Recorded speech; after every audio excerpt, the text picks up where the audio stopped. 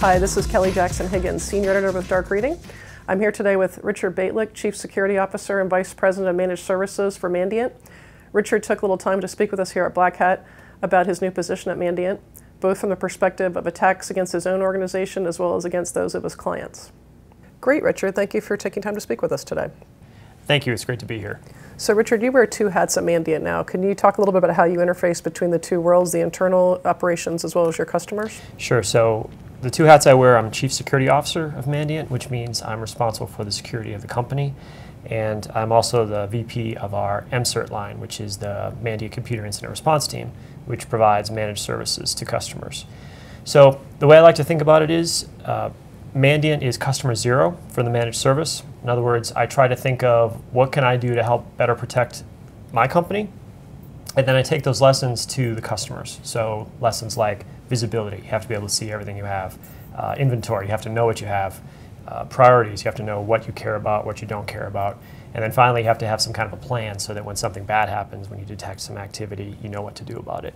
So I think if I were just doing the managed service side, I would have enough experience to say, yeah, this is what I think the customers want. But every day when I go into work and I see something in the news or I hear something from a peer, I think about how does this affect my company, and then obviously that translates into something I can bring to our customers as well. Now, you were the first CISO that Mandiant has ever named. Why do you think they added that position? Well, I think the company was at a different stage of growth. Just within the last 2 months, we've hired a VP of sales, we've hired a VP of marketing. So we're coming out of more of that small company. We're still a small company, it's under 200 people, but we're at the point where we're trying to say, look, this person has a lot they're doing already. Let's see if we can transition some of these roles to other people. And the security of the company was a burden that was being carried by the director of IT. So we thought, let's have someone whose sole focus is to be on security of the company. And also it's a way to sort of be a spokesperson for our approach with customers and just sort of what you can do to secure your own company. So the thought was that would be a good idea. And also, I've worked with Travis before, and I've worked with Kevin Mandia before, and they thought it was a good way to bring me on to the management team. How often does Mandiant get targeted in attacks, and do you see similarities between the attacks against your organization and some of your clients? And how do you sort of use that information and to help both sides of the house? So like any company that is in security, we have challenges, or just like any company in general, we have challenges. We have the same sorts of users who get phished. We have the same sorts of users who might visit a malicious website. Our intellectual property is at risk, as you might imagine, because we produce software that could be of use to other people. So I would say we see the types of things I would expect given that position. And we have to be vigilant, and we have to be able to decrease that window between when something could potentially happen and when we see it and then react to it. So I don't feel like we're necessarily at a greater risk than other places that I've worked or our customers, but we are probably more at risk than maybe a non-IT or non-security company, because security and infrastructure companies seem to have been targeted within the last few years. Yeah, definitely. So what lessons that you learned in your previous post at GE have you brought to Mandiant?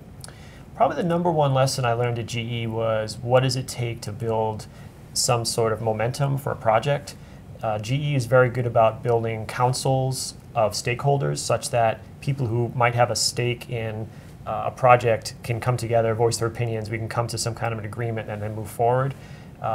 Sometimes you just have to move and get something done, but in other cases, particularly with a complex problem, you need to get everybody's buy-in. So that's an approach we're going to be taking at Mandiant, where we'll have a data protection council where each of the business lines get to talk about this is how your policy is going to affect me and can we modify it.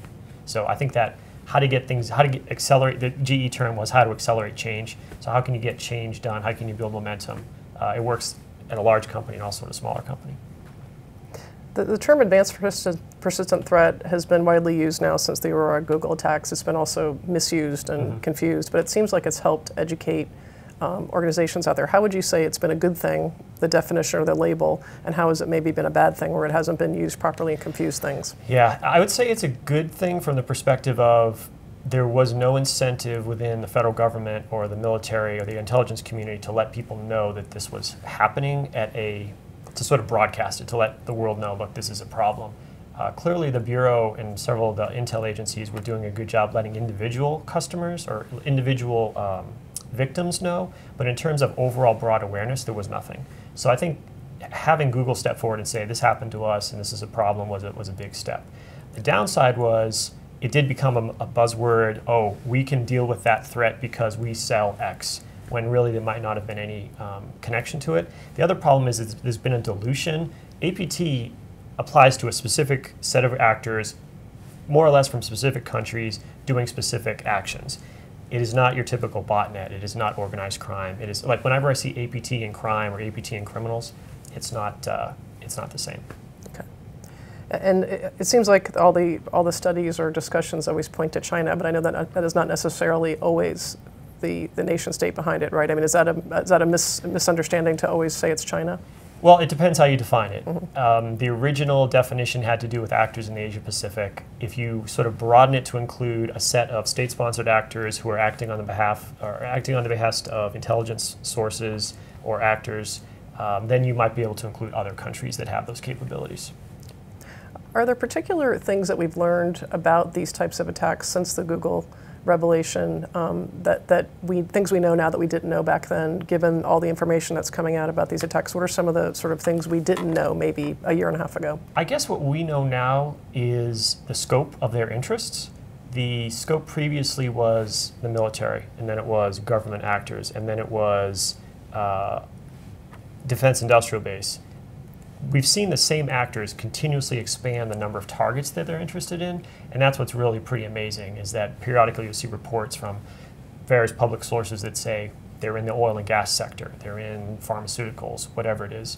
That, to me, is pretty amazing to figure that there are these groups who are targeting so many different actors or so many different victims. Do you find that the victim organizations are getting more savvy about these threats, or are they still being sort of learning as they go, as they go through it, or do you see more awareness, more understanding? The first time anyone deals with this, it's like nothing they've ever had to deal with before. The thought that there is somebody out there who is after you, who will not give up, and that will always be trying to get back into your organization is new for most people. But once you've been through that exercise and you've worked it for a while, then the organizations start to mature. It may take a couple years, it may take 3 or 4 years, but you do see improvement at all of these victims.